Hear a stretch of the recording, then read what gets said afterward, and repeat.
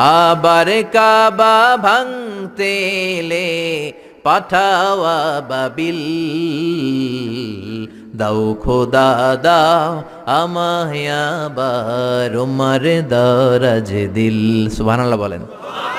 পৃথিবীর সবচেয়ে ছোট পাখি, সব পাখিগুলো সামনের দিকে উড়ে, এই পাখি সামনে উড়ে, এট দ্য সেম টাইম পেছনে উড়ে। যারা আল্লাহরে খুঁজে পায় না তাদেরকে বলবেন পাখির দিকে তাকাও। আওয়ালাম ইয়ারাউ ইলাত তায়রি ফাওকাহুম সাফাতিন ওয়া ইয়াকবিদ মা ইউমসিকুহুন্না ইল্লার রহমান ইন্নাহু বিকুল্লি শাইইন বাসীর। নাস্তিকগুলো কি আমার পাখিগুলোর দিকে তাকায় না? সুবহানাল্লাহ। এই যে পাখিগুলো থাকে ফাওকাহুম সাফাতিন, পাখিগুলো কেমনি ডানা মেলে উড়ে বেড়ায়, আবার নামার সময় ডানা গোটায়, ডানা ঝাপটায়, কেমন করে পাখিগুলো উড়ে।